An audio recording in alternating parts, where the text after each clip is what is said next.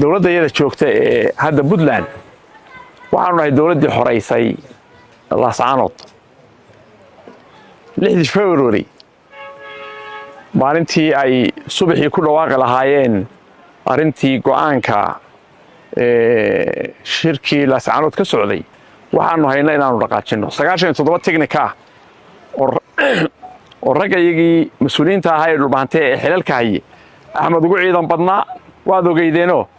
markii xasaradu dhaceen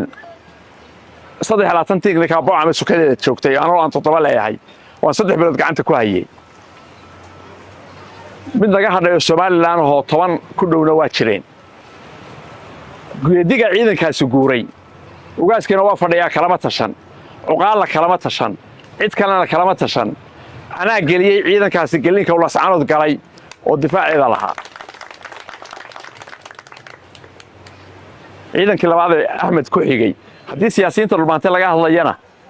halka siyaasiyan oo ogolahay Laascaanood dagaalkeedii inuu iiga waxtar badan yahay waa madaxweyne ku-xigeenkii iga horreeyay abtiga Axmed Cilmi Cismaan garaash 2,000 oo dhaawac oo la keenay Garowe anaa gacanta ku hayay diideen isbitaalladu anaa saxay lacagtaas inaan mas'uul ka ahay dadkii 2,000 ahay lagu daweeyay Garowe dhulbaantana ma bixin qurba joog ma bixin dowladda Puntland baa bixisay markaan xafiiska la wareegay $200,000 oo lacagta laga leeyahay xafiisaan la wareegay wayna baxday 6 February markii lagu dhawaaqay ciidankii aanu galino difaacnay iyo go'aankii soo baxay oo madaxweyne Saciid Cabdullaahi Dano markaa madaxweynaha uu ku dhawaaqay in 6 February waxa dhulbaanta gaaray aanu raali ku nahay oo gol lahay la shaqaynayno iyadoo aan 3 arrimood uga dan leenahay number 1 midnimada dhulbaante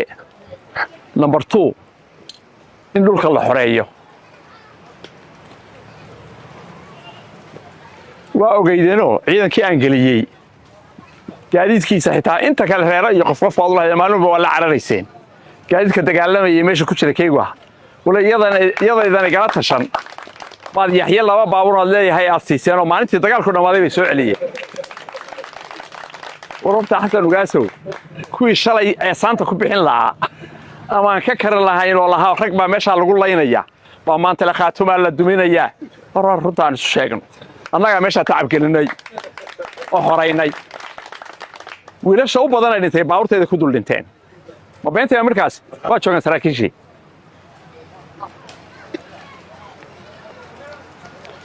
lixdii February waa ogolaanay inaan la shaqeyno oo waxaanu nidhi dadkaas waxay rabaan baan kula shaqeynaynaa in dhulka la xoreeyay naga ahayd in wax dhulbaanta ku midaysan la helaan naga ahayd 12 maalmood ciidankii Xamdi ka dagaalamay kaanu gelinay ahaa